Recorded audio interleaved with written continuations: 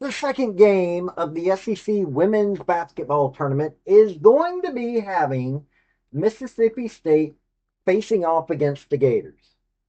Now, Sam Purcell has got the Mississippi State Bulldogs going at a decent pace. I don't know whether they're going to end up in the NCAA or the WNIT, well, WBIT. Um, this isn't his normal team. They're normally not so low down, but they're 18-10, so they're not that low down. They're a pretty decent team. Oh, pardon me, 18-12. They're a pretty decent team. They're 5-11 in the SEC play. Kelly Ray Finley has, done some decent things with Florida. Gotten them to the WBIT 3 years in a row, gotten them to the grade eight in there. Did make it her first year into the NCAA first round. This year, not so much. They're 17-14 and 5-11 in SEC play. Few hiccups here and there. Both these teams are statistically pretty close to each other. They have some differences, though, and you're going to see that. They're both, not horrible teams. I like what I've seen of them. I didn't think Florida would end up having a winning season. Mississippi State's been a surprise this year. They are scary because you don't know when they're going to come up and bite you. And they can do that. They can come up and bite you. So, we're going to cover this game because, well, hey, it's the SEC women's tournament, going to be the first, uh, second game that's going to get played. I don't see where this can't be a fun game to watch. Now, they previously played each other. Uh, Mississippi State actually lost the first go round, 71-56. This is, you know, little bit surprising, but it happens. I mean, they've been able to beat ranked teams, but they did have a few hiccups here and there. They're on a four-game losing streak, but when you've got Texas A&M, Texas in the mix, well, and LSU, eh, you just don't even worry about it. Florida, they've owned on the basketball court, they've owned the state of Mississippi, just lost to Georgia. It's they're both, like I said, interesting teams. Yet they can pop up and bite you. They both can. So we're going to cover this team or cover this game as I always do, and as I always say, by the numbers. Let's get into it. Before we get into the crux of this video, hit like, hit subscribe if you like college sports, because I do college sports, primarily college football, college women's gymnastics. Do a little basketball and other sports on occasion, but that's what I do, college. Also,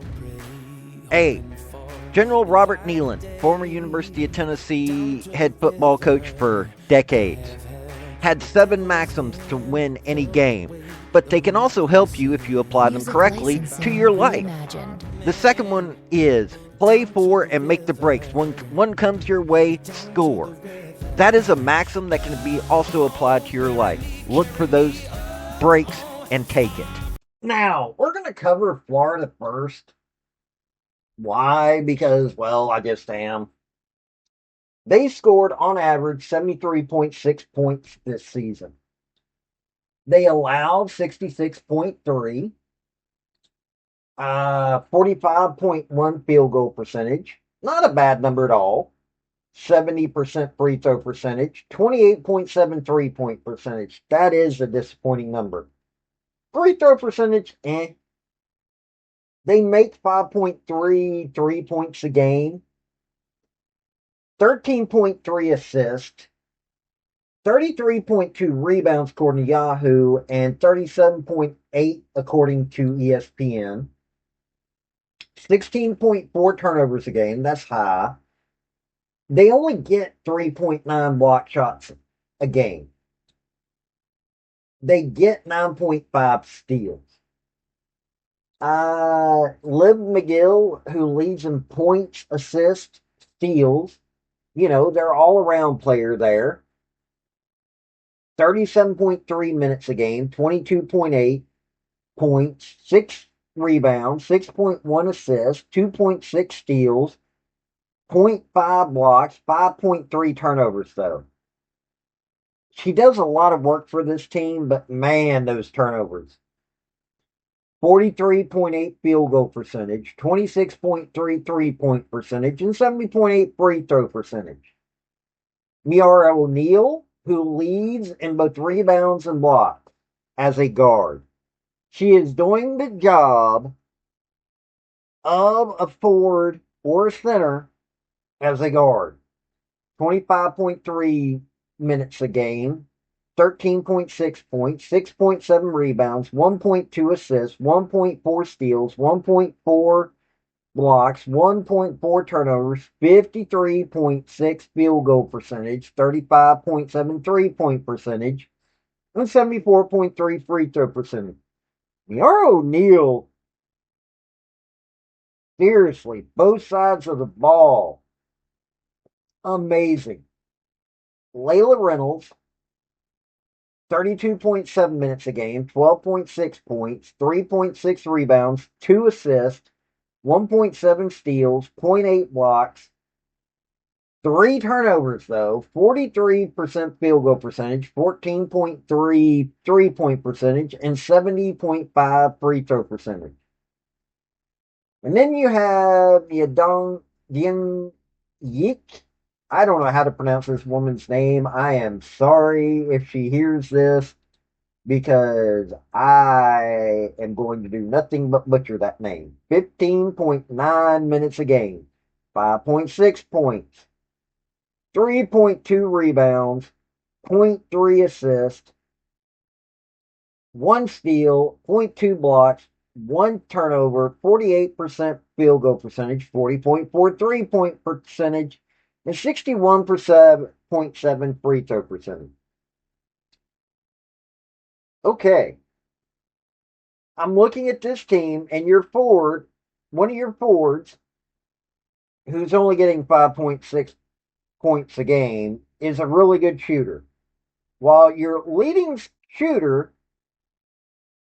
your leading scorer, isn't really what you need them to be, and she turns over the ball so much that why is she in the game? And then you've got another guard that is also turning over the ball so much that it's ridiculous. You got a third player that's at 2 turnovers a game. A lot of problems with this team. A lot of problems. They need to work on their turnovers. Badly, they need to work on their turnovers. And also, maybe you shouldn't rely on the player who is a decent shooter but not that great of one to be your leading scorer. And you've got players that are in there way too much. This team gets worn out. They're probably going to end up in the WNIT. I just don't see them lasting that far. They're probably worn out by this point. Now, Mississippi State, they're averaging 75.5 points a game, allowing 66.5 points a game, 44.6 field goal percentage, 73% free throw percentage, 32.6 3-point percentage, Six 3 points made a game, 14.2 assists, a little bit better in Florida in several, little worse than a couple others. 39.1 rebounds per Yahoo and 42.1 according to ESPN.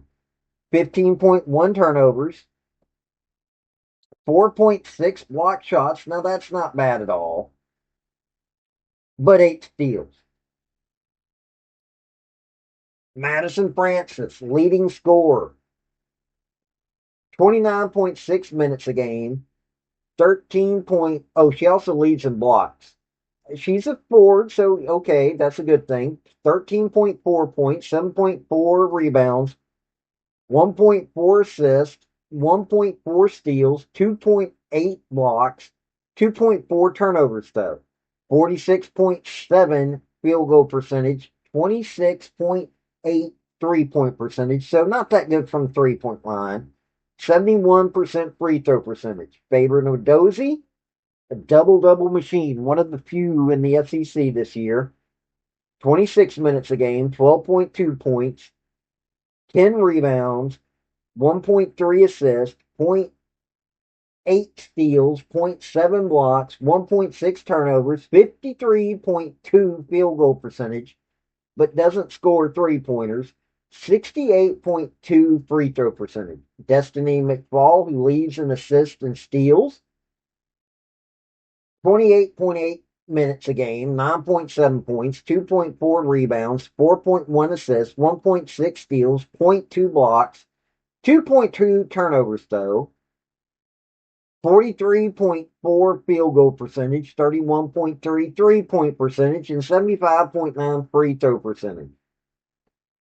Carissa Richardson, 22.5 minutes a game, 9.1 points, 4.3 rebounds, zero point 0.6 assists, zero point 0.6 steals, zero point 0.3 blocks, 1.8 turnovers, 41.3 field goal percentage, 31.6 3 point percentage, and 78.4 free throw percentage. Now I'm looking at this team. This team is far better balanced when it comes to who's getting the ball, who's scoring. You've got starters and a few folks coming off the bench that know what their job is and they do it. Now they rely on Madison Francis and Favorite Nwadozie, but Destiny McFall does a lot of good things for everybody. I like that they don't have a massive turnover rate. They do have two that are over 2 turnovers a game, but they're doing so much work you can overlook it. They got a lot of weaknesses, don't have a lot of scores. They need to work on their steals. They need to make sure they're shooting good. They should have learned something from their loss from Florida the first time around. And looking at this, hey, less than the turnover range. Their players know where they're going to, even though they're primarily relying on their forwards to score. It's a decent team. They're probably also going to the WNIT. Okay, these two teams are playing to see who gets to match up against Oklahoma. And I'm looking at these two teams, and I like Kelly Ray Finley for what I see of her. I like Sam Purcell, what I see of him. These two teams are pretty close statistically in most everything. There's a few differences here and there that'll make a difference. I've seen a lot of one and one series this year. I mean, Texas went 1-1 against South Carolina. There were several that went 1-1 this year.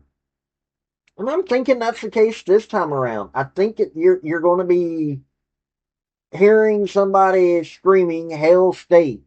I really do. Uh, it's a good team. It is. Or they're a good team, but so is Florida. They're not, you know, elite, but they've got a good shooting percentage. It's You know, Gators, I don't think the Gators got it. I think the Gators are just falling in more and more. Okay, Gators upset Ole Miss, but Ole Miss seemed to have had some problems later on in the season. And considering how well Mississippi State did against LSU, they came close to beating Texas A&M. I think it's just you know, one of those situations where you're going to have a 1-1. I, but I wouldn't be surprised if Florida won it. I neutral site. It's going to just be these two. They're both going to want. They're both going to want to win. They're very close statistically, but like I said, I think Mississippi State's going to do the 1-1. I like Sam Purcell better than I like Kelly Ray Finley in this one, coaching wise. You know, State's blocking better. Better is working as a team, not by much though. Better at rebounds. Same defense basically. A little bit better offense. Shooting percentage about the same. So yeah, that's where I think it's going to come down to. I think it's going to be a 1-1 series between them this season, and so I'm saying Hell State. This has been Paul with Redneck Sports. Y'all have a good day now. Bye.